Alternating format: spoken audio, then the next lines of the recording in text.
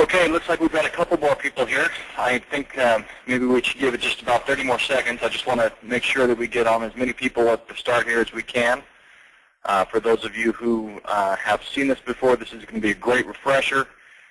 This is not going to be any new or groundbreaking information. However, there's going to be, we're going to go over MPS in detail. So if you've got questions, if you've been working with MPS in the past and have something that you'd like to bring up, this would be a very good format to do so that we can address any questions that you might have.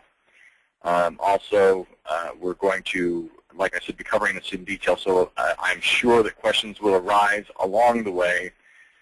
Please just raise your hand. There's a couple of icons over here on your flyout window for the webinar.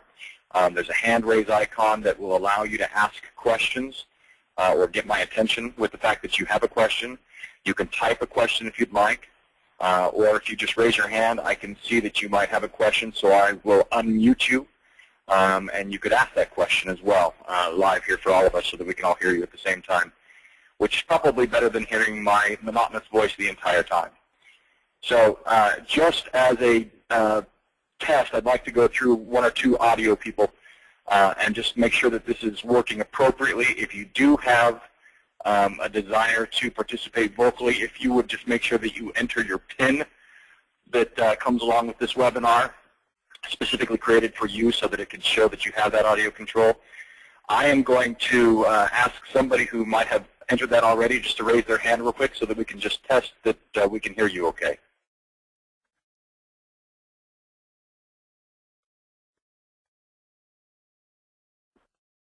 Go ahead and orientate yourself with where the hand raise icon is.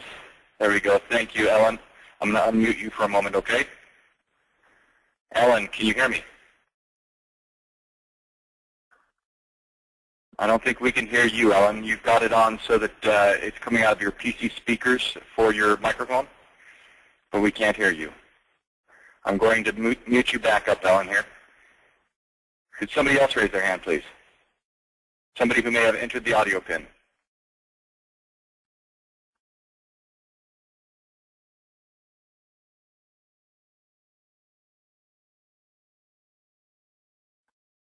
Thank you. I've got a couple of hands here. Melinda, I'm going to unmute you here. It's the first person I see. Hi, Melinda. Can you hear me? No, still can't hear you, Melinda. How about Samuel? Samuel, can you hear me?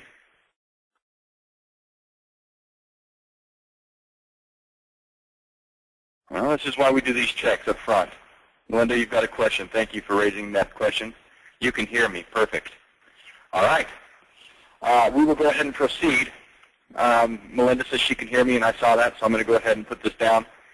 All right, so this is going to be a brief introduction to MPS and how it works, but then we're going to get into the details of what you can do with MPS. So it's going to be an overview as well as an in-depth look at the Managed Print Solution software from TMS. A couple things that you should note. When we first brought on this project a couple of years ago, a year and a half ago, we actually had hired this project out through a third-party company who built it for us. Due to the inconvenience of actually dealing with a third-party company and the fact that we didn't have the fast turnaround that we would like, we went ahead and brought it on in-house ourselves, and we hired an in-house engineer. So we create this as specifically a TMS software. We do not hire this out through anybody else. Nobody else monitors this. And it's a very secure and wonderful tool. So that's just a little bit of background about the MPS as far as the engineering side of things. That also means, just so you're aware, that all the features that we're putting into this, all of the requests that we get from you help us generate what features go in there. So if you see something that you would like to have a little bit different and it makes sense, please let us know. If it makes sense for us to incorporate that for everybody, we will do so. We will put it in and get it taken care of in a pretty timely manner as far as the software development is concerned. Also, a lot of the features that you have seen, bear in mind that these have come from suggestions of other people. So there's a lot of really neat things in here that you will appreciate. MPS is not supposed to be an obtrusive software. It's not a software that actually runs on your system per se, so it's not actually taking up your task manager processes or anything. You don't install an application. There is a back channel app that does look at the files that you have printed. It's in EFI. EFI actually monitors it itself and sees everything they've printed, and then it pushes that data to a outside web service, which is our web service, where we host that data for everything that you've printed. So anything that you've printed through EFI, whether it's to one of the large format printers, being a Z6100, a Z6200, an L26500, an L25500, or an Oki data printer, 9650, it will be captured if you've printed it through EFI, and EFI will upload that file automatically to the MPS website within an hour. Again, we'll go over that in a moment, and I'll show you how that's done and how you can manually push it up faster than that. But for now, just a brief concept of how MPS works. It's done through EFI at the time. We will be developing a little front-end app ourselves that will actually capture the data and push it up instead of relying on EFI to do so. So bear in mind that that's an update that will be coming. EFI does not affect your print, the way that you actually print your print workflow at all. I have a banner on screen. I hope that you guys can see my screen. Would somebody just shoot me off a text message real quick to let me know that you see my screen? Sam, it says that you're muted. It says I see a message from you here saying you can't hear anything. Can somebody else send me one more thing to let me know if you can hear? Chad, I see that you probably can hear me because you say you see it. Is anybody else having problems with hearing me? If so, I'm going to give it, okay, thank you. We got a couple comments saying that you can see and hear. Wonderful. All right, Sam, I would suggest maybe checking with an IT department, somebody who might be able to look at maybe it's your internal speakers that are muted. If you've got external speakers, make sure they're powered on and turned on. I'm going to go ahead and push forward, Sam. Let me reply back here.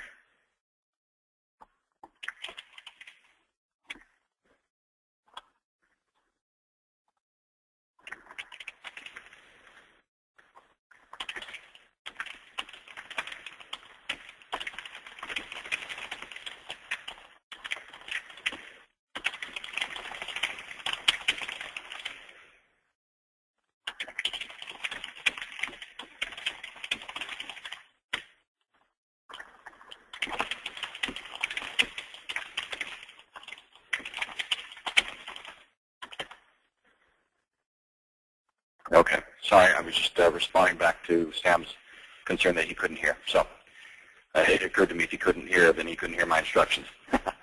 All right, so this is the interface, guys, for just CorelDRAW.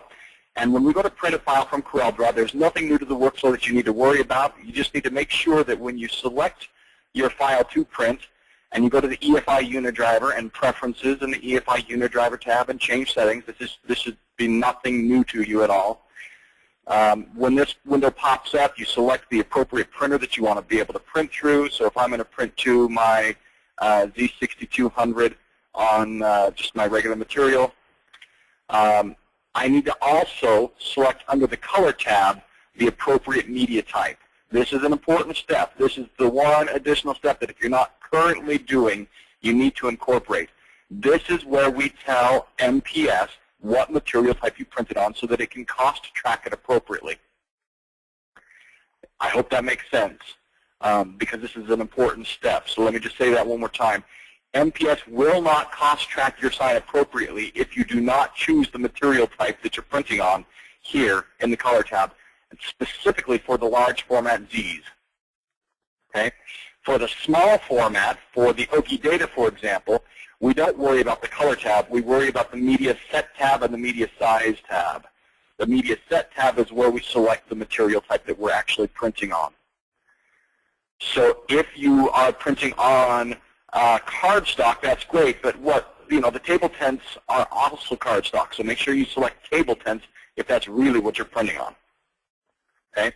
Under media size, you need to select the appropriate tray and the appropriate size of the job or the size of the material that you're printing on actually for the Oki data. Okay? So for the OK data, we don't worry about the color tab. We worry about the media set and the media size tab. This is crucial to be able to cost track the file appropriately. All right.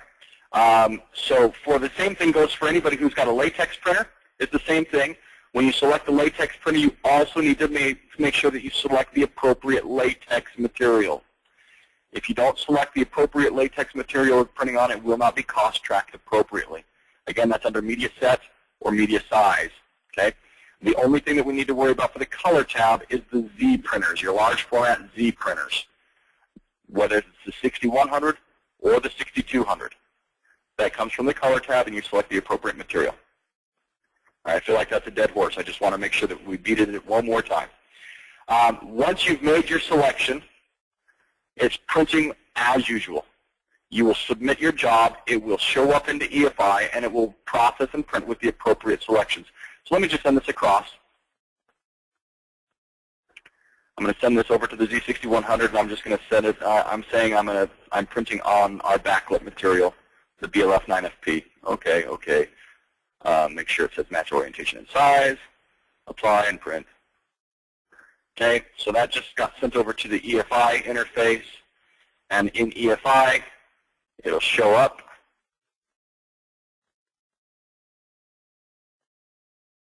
Should have chosen a smaller file. Sorry about this. It'll take a moment.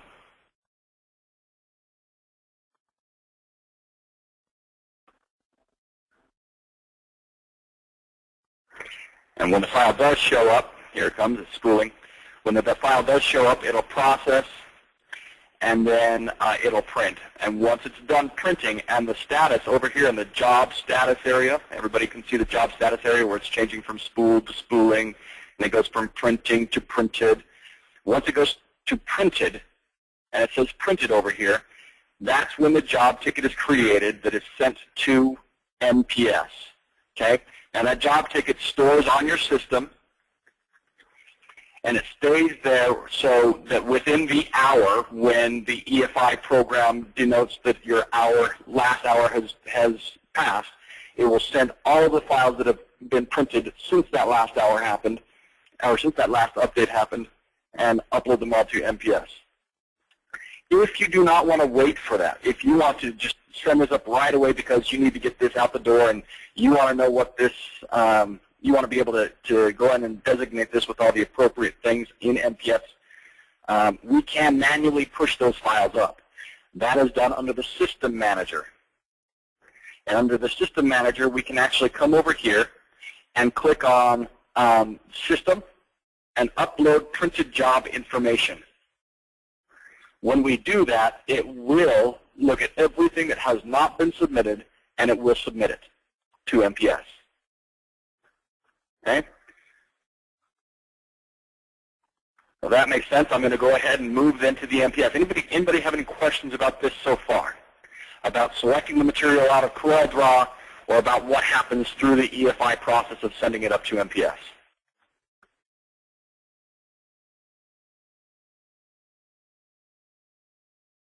All right, I don't see any questions, so we're moving on then. So moving on to the MPS interface itself. This is the MPS interface.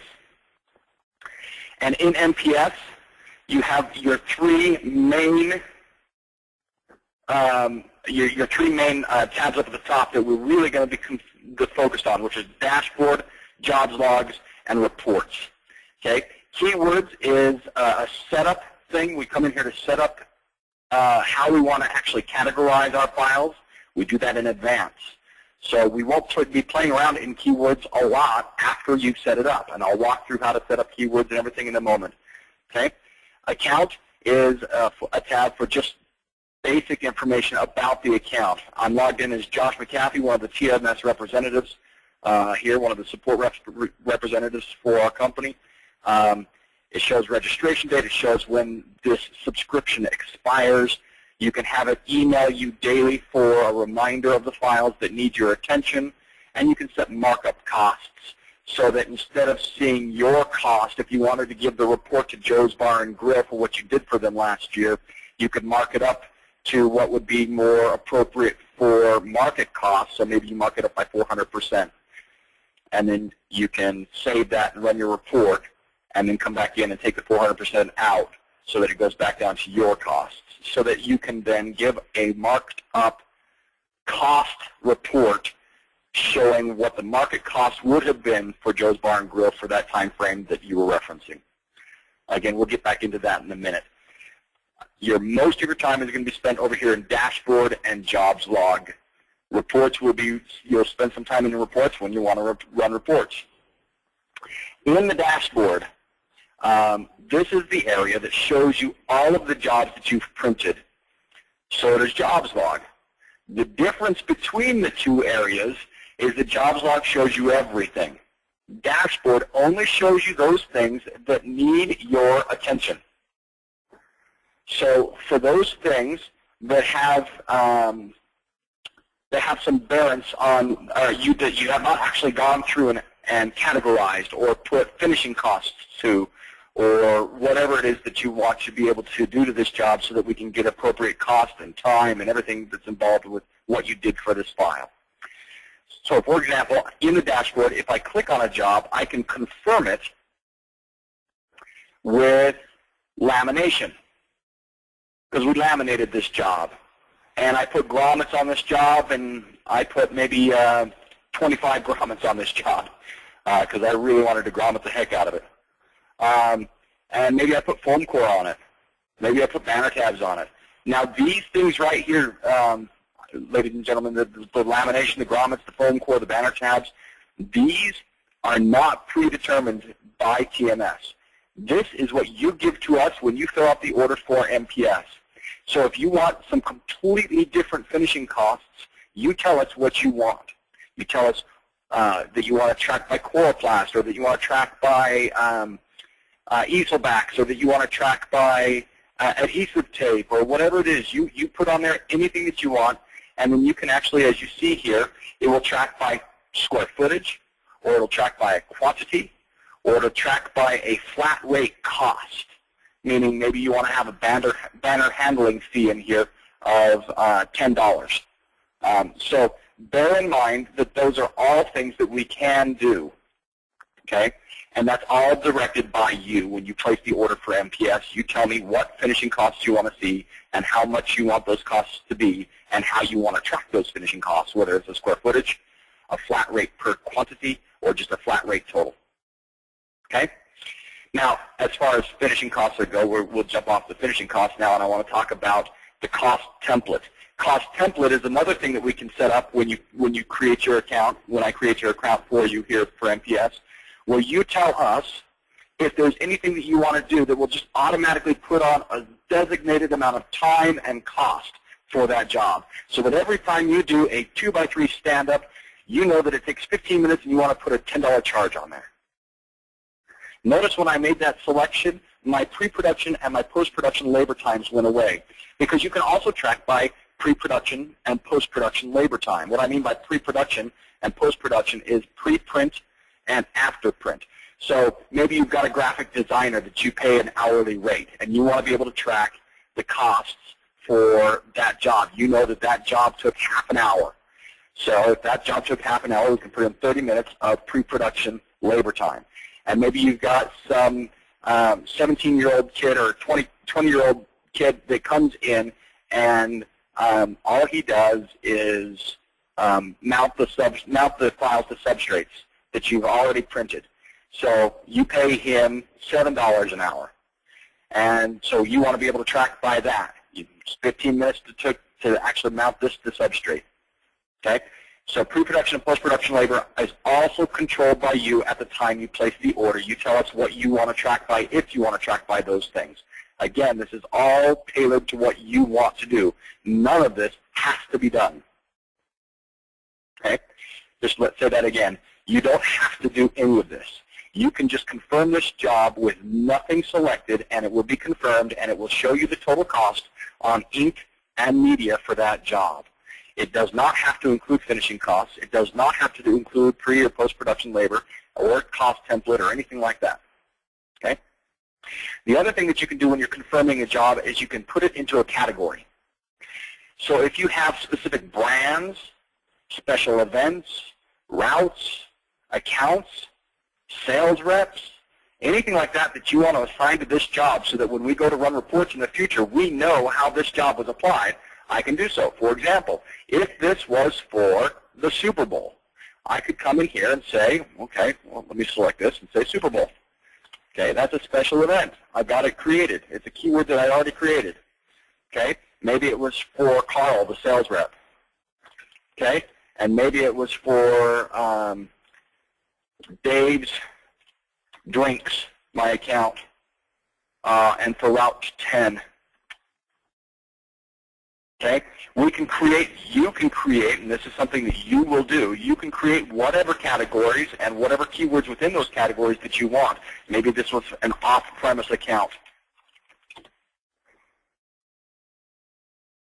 Okay, once I've selected how I want to create these, or how I want to categorize this file, and my pre-production, my post-production, my cost template, my finishing costs, and I put 25 grommets on there, I can confirm and close this job, which would then kick it out of the dashboard. It will no longer be in the dashboard area, and it will only be in the jobs log area. Or I can confirm and open next. When I do that, the dialog stays open, and the very next thing that we printed comes up on screen, and I can then go forward and do the exact same things to it. Okay? So I can confirm multiple jobs that way. Now, one of the neat things that you can do, and this is one of the features that we've been asked to do by a customer. Let me just open up real quick and make sure that I haven't missed any questions, because the tool for actually looking got hidden. I do see a question. Chad, you got a question. Let me just read through it here. Can keywords, etc., be edited and updated easily with route changes, etc.? Great question, Chad. Let me ask you, can I clarify that question with you? Chad, do you have verbal capability? I'm going to just take a look.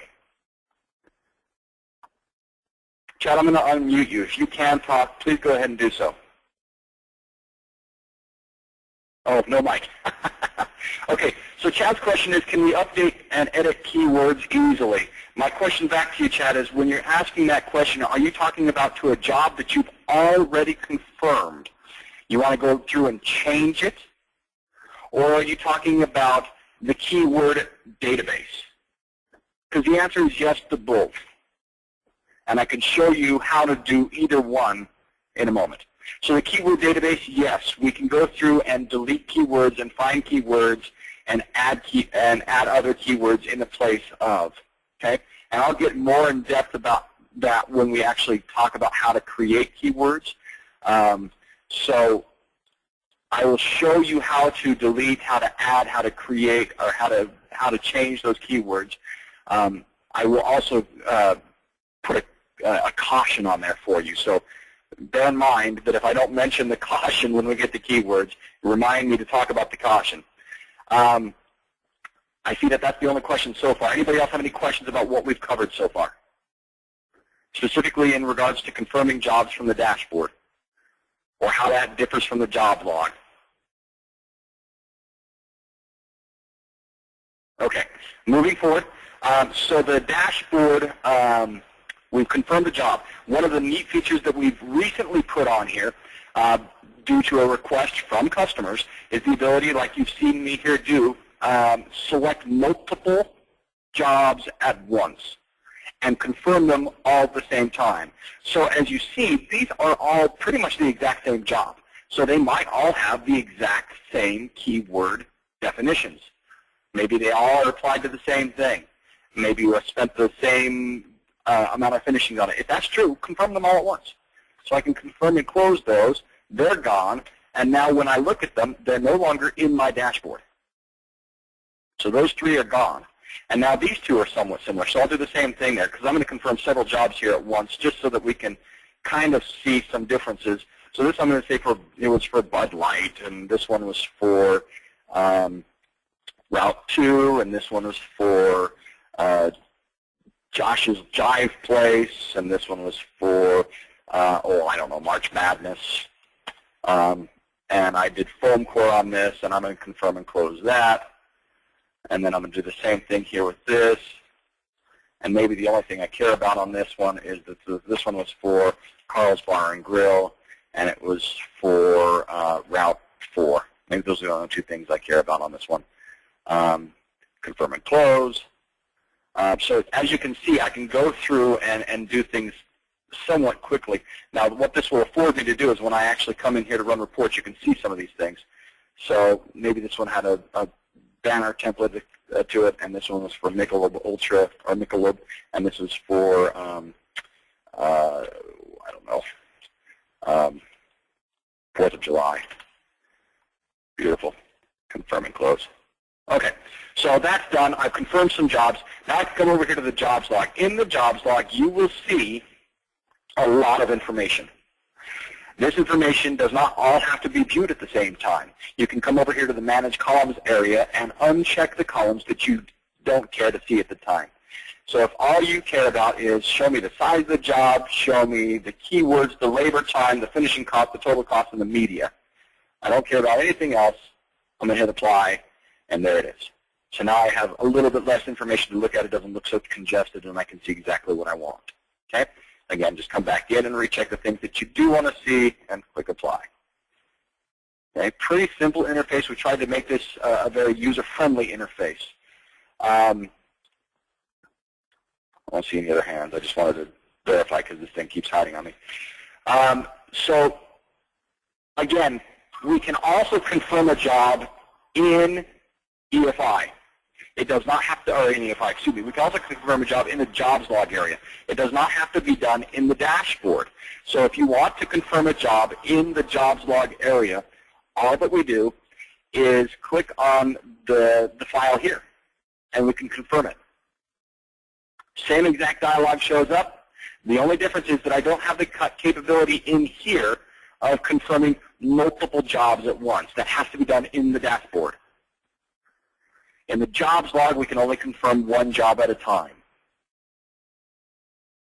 Okay?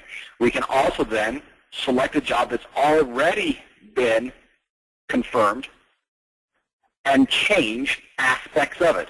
Oops, I didn't really print this on the WR fab. I printed this on some other material. So this is another feature. We can come in here and search for what did we really print it on and make that selection and then reconfirm it and close it. Okay? Any questions so far on any of this? That same media confirmation of changing the material type, by the way, that can also be done in the dashboard prior to confirming it in the first place. You can come up here and select the appropriate material type that you really did print that on. Okay. Now the jobs log is also a place, and I'll get into running reports in the jobs log in a minute, but this is the place where you will run dynamic reports, and I'll show you what I mean by dynamic in a moment. Let's talk about the reports link first. The reports link is where we run quick reports that are based on a single category. So for example, I have created the categories here of brands, special events, routes, on or off premise, cost by account, cost by sales rep, okay? Now, those are created by me when I create the category for them in the keywords area. When I create a new category, that automatically gets put into the reports link as a category that I can run a report by.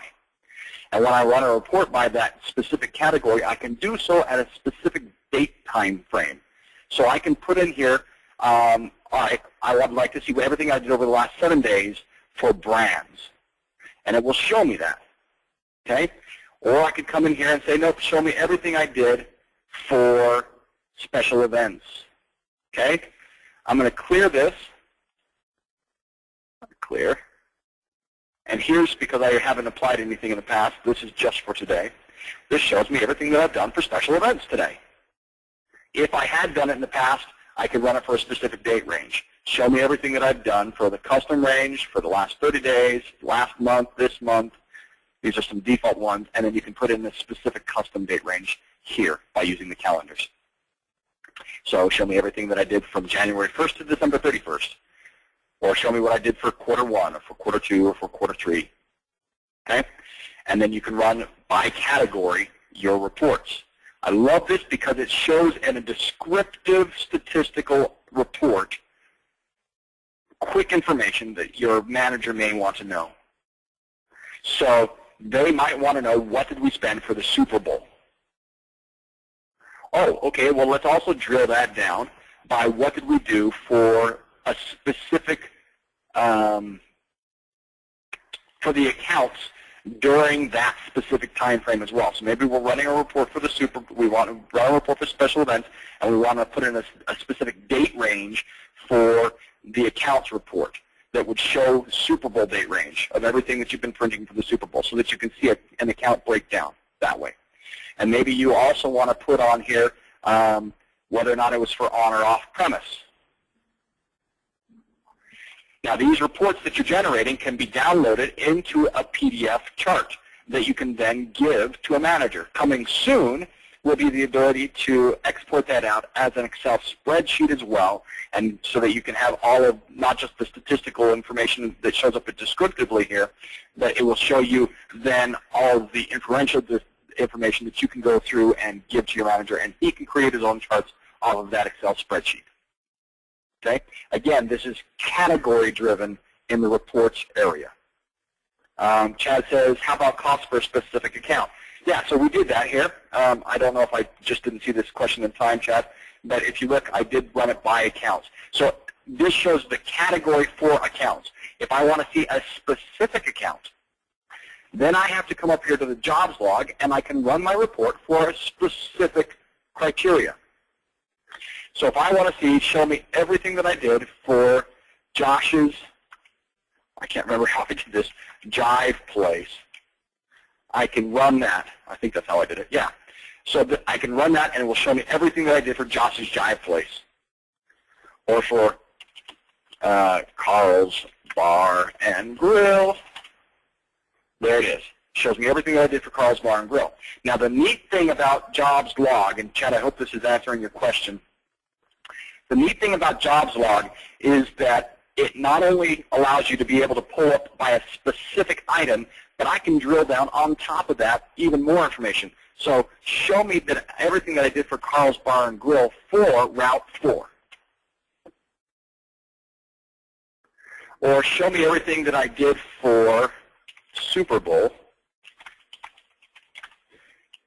Okay? But show me everything that I did for Super Bowl for on-premise. Oh, there's nothing there. Okay? Versus off-premise shows me all these things that I've categorized as Super Bowl and off.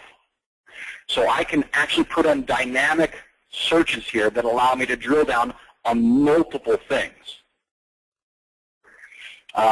And that also includes, you know, several keywords long. So if you wanted to be able to do Super Bowl off-premise by a specific sales rep, by a specific brand, you can do so right here.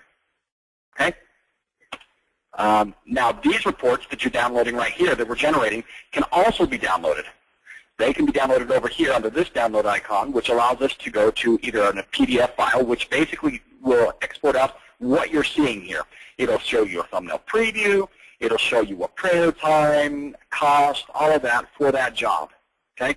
But you can also download it into an Excel spreadsheet so that you can give your boss the information about all the details without having the thumbnail preview.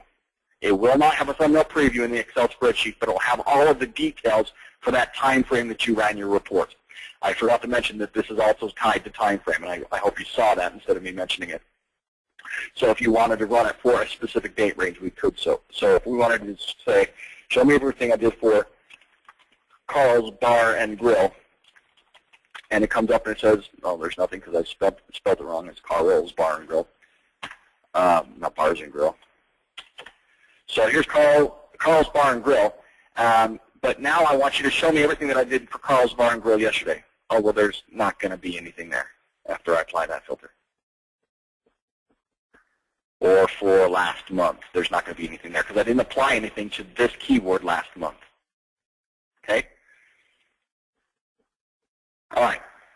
Any questions about any of this? This is probably one of the best features of MPS is the ability to drill down on keywords and create the opportunity to run all these different kinds of reports. I'll show you how to create the keywords next, but any questions about how to actually run these reports? I'll wait for a moment to see if there is. Melinda, you have a question. Yes. Let's see if your speaker is ready to rock. I've unmuted you. Can you hear me? Okay, Melinda, go ahead and type in your question. What's your question?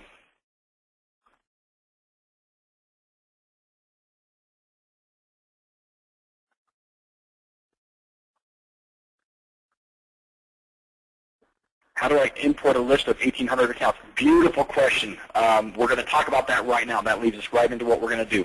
So we're talking about keywords. You want to know how to import a list of keywords that are pre-created. Not a problem at all. So let's go ahead. I'm going to show you that right now. Under keywords, this is the area that we create and manage our keyword database. Okay.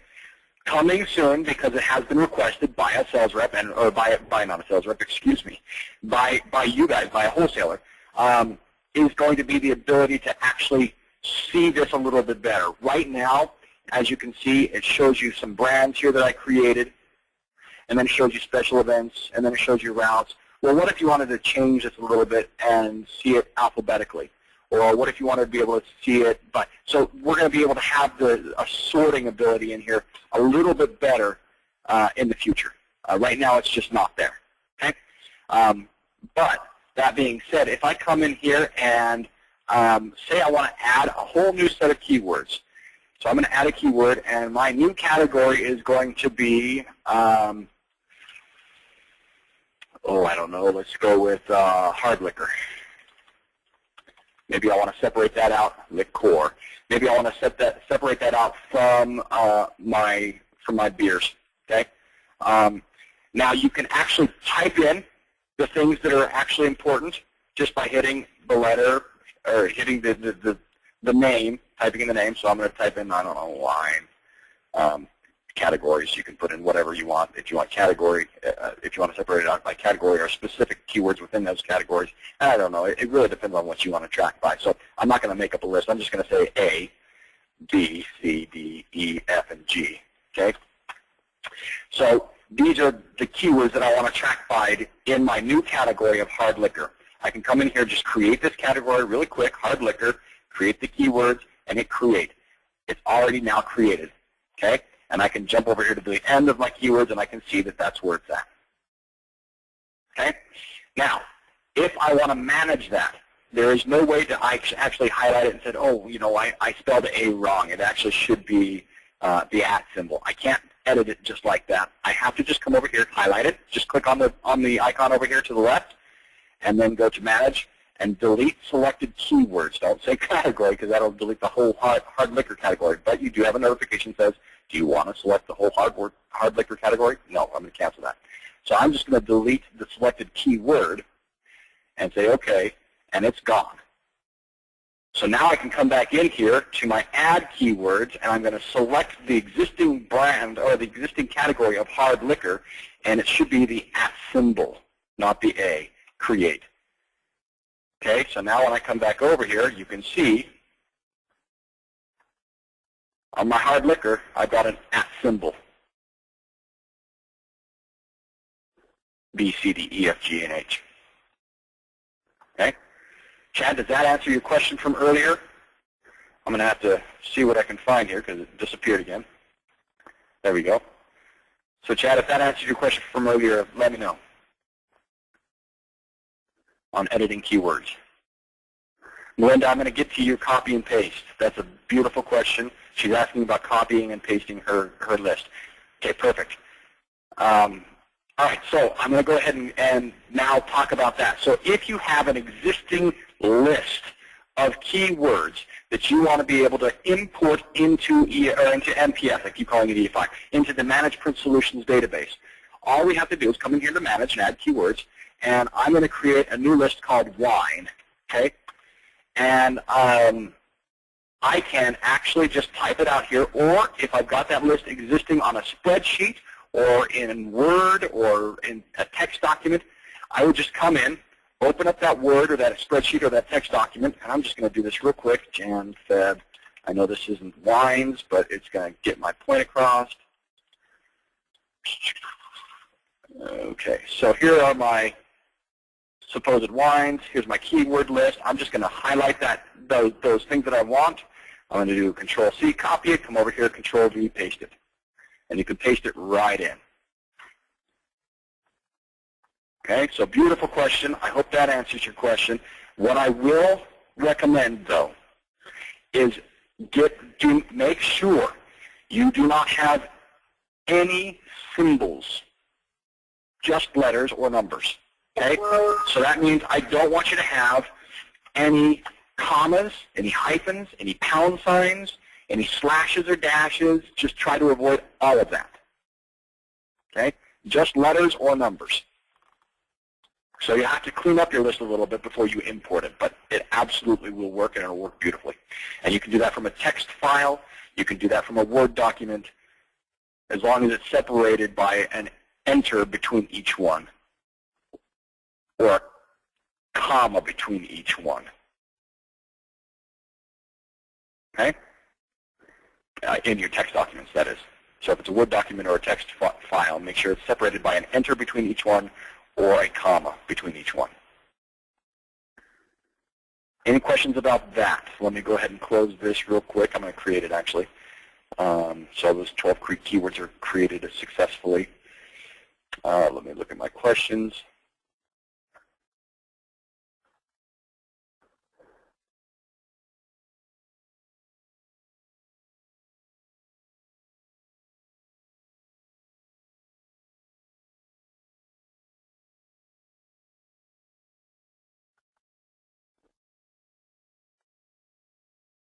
Melinda, I see that you've got your hand raised. I just want to make sure that I'm answering your question before we move on. And I'm not seeing the question pop up. Give me just one moment. There it is. Thank you very much. Oh, it's hiding. I don't know where it is. 1 second, folks. I apologize. Technical difficulties, I did not create the Citrix on-demand webinar, but it is a great tool. There it is. Perfect. Thank you. Now it's coming up. Okay, so I've got multiple questions here.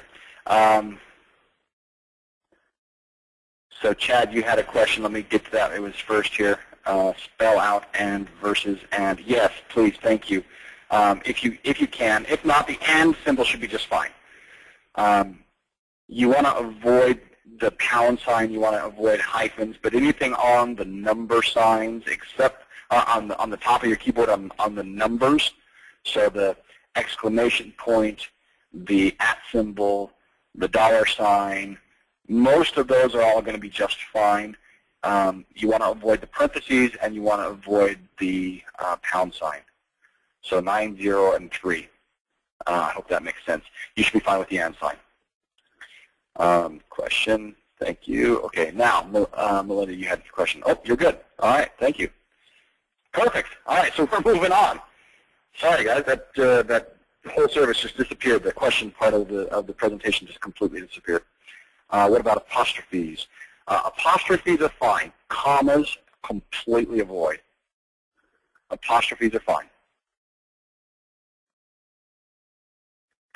All right, so moving on, I want to talk a little bit about keywords and something else that we can do with keywords based on a suggestion from one of the wholesalers. So another thing that we can do with keywords is you can have the capability of having a keyword be a notification keyword. And what I mean by notification keyword is that when you apply that keyword, so if I come over here and apply Carl, because I've set up a notification, it's going to email Carl automatically that his file, this one right here that I'm confirming, is ready to be picked up. It'll show him a thumbnail preview. It'll tell him information about the job except for the cost. It'll show him you know, what finishings were done to it. It'll show him what it was printed on and what date and time it was printed and all that kind of stuff. But it'll automatically email him when I apply his name along with March Madness and along with Route 7 and along with Michelob, or let's say Budweiser brand. Okay, so I'm going to confirm and close all that. And it's automatically going to now email Carl that information. And how that's done is when I created the keyword for Carl, one of the things that you can do, So I'm going to come in here and add keyword, and I've already got the category existing. I just said sales reps email notification. And all I did for that, guys, is I just came in here and it's sales reps. And I put an email notification. Just like that. Doesn't matter. You don't have to type in email notification. You can just have it sales reps. You can have salesmen. You can have whatever you want. Okay. But once you come in here, you come to the notifications part instead of the regular keywords. Notifications. And over here, I'm going to put in Brina, because I know she's on the line, and I love giving her a hard time. So Brina gives me a bunch of work, and I hate it. And instead of contacting her all day long and calling her up every day and saying, hey, I've got this, it's ready. I've got this, it's ready. I've got this, it's ready. I can just have it emailed to Brina so that I don't have to talk to her anymore. So Brina@junkmail.com will automatically be emailed when her stuff is ready to be picked up. Create. Okay. So Brina@junkmail.com. Okay, that one already exists. So I'm going to say @junksmail.com. Okay. So done. Any questions about that? That's one of the newer things that we like, the ability to actually have a sales rep emailed automatically to let them know that their stuff is ready to be picked up instead of having to interface with them some other way. Okay, moving on.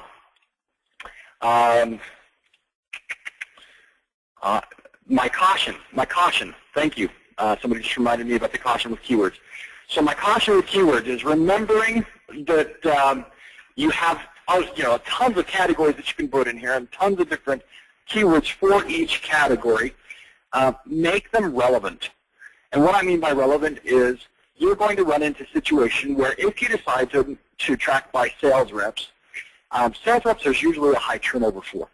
So if you have Larry, Curly, Mo, and Rocky and Bullwinkle that are your sales reps, and Rocky leaves in 2 weeks, and all of a sudden Natasha takes his place, are you going to remember at the end of the year to run a report for both Rocky and Natasha? Because you've applied keywords or applied files to the keyword of Rocky for the last 3 months. And now Natasha took his place. So you've got to remember when you run your keywords to also come over here to your reports and run your reports on a specific category before going into the jobs log. It'll be helpful. It'll help you remember some of the things that you've applied in the past. One of the ways to avoid the issue with sales reps turnovers that a lot of people turn to is instead of actually using sales reps, they use, for anything besides notification, they use routes, because routes tend to change a little less.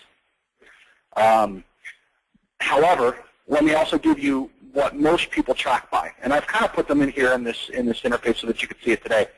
Most people track, and this is all up to you. You guys can track by whatever you want. But most people track by brands, accounts, routes, on or off premise, and special events. And what I mean by special events is all your major marketing pushes throughout the year that you do consistently. New Year's Day, 4th of July, Memorial Day, Labor Day, Thanksgiving, Halloween, Christmas are great, and they're part of that. But so are the NHL, NFL, NHL playoffs, NFL playoffs, MLB, NBA, March Madness, Super Bowl, that regatta that you're always sponsoring. So everything along those lines as well. Remember that if you can then take this tool and run a report at the end of 2015 and say, show your manager everything that you did for Carl's Bar and Grill for March Madness, that's when this becomes an invaluable tool. Because now you can drill this down not only on cost, but also marketing. And when you do that, then you can really just, it just becomes a fantastic tool. So remember to try to put in those things. It will really, really help you make this more than just something that you go into to see what your cost is for the sign shop. Okay, a couple housekeeping items as we close up. That's pretty much the presentation for MPS. I do want to talk about one or two quick things. We have some things coming. Be aware. We have a front end coming very, very, very soon. We're really excited about this, guys. It will give us the capability of actually having sales reps and sales managers submit sign requests to you via this interface. They will have an interface very similar, but specifically for sign requests. A sales rep can go in and make a sign request. They can upload files into that sign request, like a JPEG or a PDF or a Word document to describe what they want or to give you a logo or whatever. They can save that as a draft until they're done working on it. They can submit it, at which point the sales manager can approve it or deny it or put it on hold or whatever. And then once it's actually approved by the sales manager, it shows up in your interface. You'll have another tab up at the top. And that tab will allow you to be able to click on it and see all of the sign requests and allow you to be able to download the files for that one request and work on it. And then it sends a notification to the sales rep, says, you know, this is being worked on. Then when you're done and you completed it, in the dashboard, when we come in to confirm a job and you click on the job confirmation pop-up, there's actually another little thing up here that talks about sign requests, and you'll be able to click on it and select the sign request that was applied or that this applies to, and it kicks off notification that this job is done. And all that is well and good and cool, but the really cool thing that's part of that is that you create the sign request form. It is completely 100% created by the sign shop, individually, not TMS, not so much. So you can create what you want in this sign request form. There are some things that are standard, such as size of the job, the sales rep that submitted the job. Those will automatically be captured, but you can put in fields. So if you want to put in a field for your keyword category of brands and allow your sign shop, or your sales manager or sales rep, excuse me, to select what brand this particular request is for, or for what account it's for, or for what special event it's for, all of those keywords will be automatically tied to the sign request, so that when you come in here to confirm your job in this interface right here, and you select the sign request that it applies to, it will automatically tie in all of those keywords, so that you don't have to come in here and tie these in. Also, finishing costs will be part of that sign request form if you want it to be. Again, these are all fields that you can create and make active. Okay? That also brings up another note real quick, my recommendations. And then I'm going to get to some of your questions that are coming up. My recommendations for actually coming in here to confirm jobs, like we talked about, it's not up here within the hour, or it's not up here right away. It's within the hour, unless you submit it manually right away. Again, I can show you how to do that if you've got a question on how to do that offline. But my recommendation to people who buy the MPS program and who use it and use it well is don't let it interfere with your production throughout the day. Just print all day long. Okay? Today I'm doing all my prints. Tomorrow morning when I come in, I'm going to spend my first 10 or 15 minutes, and it takes me about 10 or 15 minutes to confirm about 60 jobs. I'm spending my first 10 or 15 minutes to confirm all the jobs that I did yesterday. I confirm those jobs, boom, it's done, it's out of the way, now I'm doing my printing for today. Do not let this pile up on you. You need to be vigilant on coming in here continually, daily, to put in your classifications or to confirm these jobs so that you don't come in here and get depressed that you've got 250 jobs sitting in your dashboard. Okay? Coming soon will also be the ability to delete a job on your own. Right now, that ability does not exist. I have to do it at a back-end database. You can send me a request, and I can back-end database delete it. Okay. Chad, you got a couple questions I want to get to real quick. One says that will be included in the tracking software. We're talking specifically about the front-end interface. He's asking if that will be included in the software. It will not. It's going to be in a different module. You will need to purchase it separately. And I don't know purchase price because it hasn't been settled yet. But I can tell you that it will be somewhat tied to number of licenses as well. So the sign shop obviously will have their license interface, and a sales manager and sales reps will have their interface, and I think it will allow like maybe, I'm guessing, don't take this as gospel, but like 5 managers and 20 sales reps, something like that, in one license, and then you'll have to purchase additional key interface for the individual reps who want their own interfaces. Okay, but it'll be a module that will be an add-on. The other add-on feature that I want to talk about real quick is that we will also be looking at developing soon. So this front interface, we're hoping that this is going to be in the next week. I mean, for beta. We want to have it completely ready to go by March. But the other thing that we're developing is a back-end inventory check as well that will look at what you're printing. It knows automatically what material types you've printed on because you're telling it. So it'll actually track your inventory based on purchase, based on what you put in there as your inventory for finishing and all that kind of stuff. And it will tell you when you're getting low on inventory so that you don't have to worry about last-minute overnight stuff. It'll also sync up so that you can place your order right with TMS. And so that's going to be a cool interface as well. So we have big plans for the MPS software. We really love this thing. We're excited about it. And we're glad that you guys were able to join us today. Any other questions before we move on? I should mention the price. The price is $5.95 for a year subscription. It's yearly. Now, we will keep up to 3 years of the data. So when you actually come, you're resubscribing, you're resubscribing, you're resubscribing. At the end of 2018, if you were to buy today, you got your 3 years worth of data. The oldest year, so 2015, would drop off as you start 2019. Okay, so it'll keep up to 3 years worth of data. $5.95 per year, and this is, you can access it from anywhere. This is not something that you access just from your PC where you're standing. You can give it to your manager. They can access it. You can, the login that is, you can access it from anywhere you want. And unlimited time throughout that year. Oh, I cut out when I mentioned the price.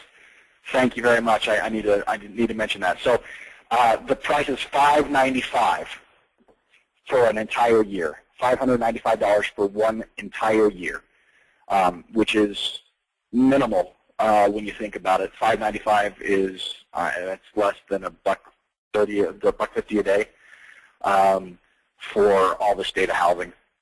Basically, is what's being done. That is per EFI license. So what I mean by that is per EFI dongle. So if you have 5 dongles at your location, meaning you've got 5 different operators and they each have their own copy of EFI, you're not seeing what each other is doing, you have to pay for each one of those licenses. Because it's tied to the dongle of EFI. That's how we recognize the data. Okay? But if you have one EFI dongle like most wholesalers do, and you've got 10 different operators that are printing, and they all show up at that one dongle and all print through that one EFI license, then it's just the one price of the $5.95. Okay? And then let me look. It looks like we might have a couple of questions here. So cut out when I mentioned the price. Bridget, I hope you heard that this time. Let me know if you did not. Brina, oh, thanks, Brina.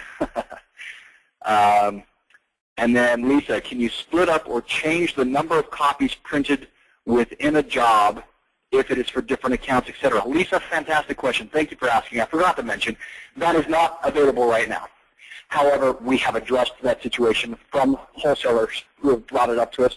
It is something that is actually in the works right now, and I am expecting a delivery on that within the next week or two, where we're actually able to come in, and if you've got 5 copies of a job or 5 copies of something, but they're for different accounts, you can split it up per account. We'll also be tying into that the ability to ration out a single file into multiple things. So, for example, if you're printing a let's say you're printing a shelf tags, shelf strips, and it's for multiple accounts, and you've got 12 on one sheet, 12 different accounts on one sheet. You'll be able to split it up and say 1/12 of it is for this, 5/12 of it is for this, and you'll be able to break it out that way. And that's coming very soon. Lisa, did that answer your question?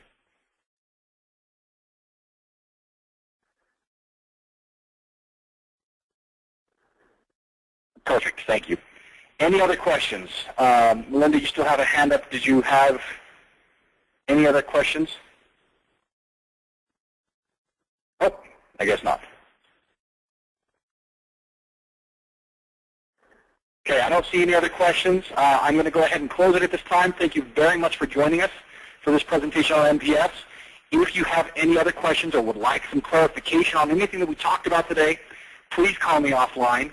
Otherwise, you can call in and speak with Brina or one of our other representatives that answer the phone when you call in to place this order, and they can get you the order information that you need to be able to fill out the sheets for the finishing costs and the information about your EFI dongle, and we can get it set up. Typically, it takes about 2 days to be able to get your account set up and then to be able to talk with you and get you the files that you need on your system.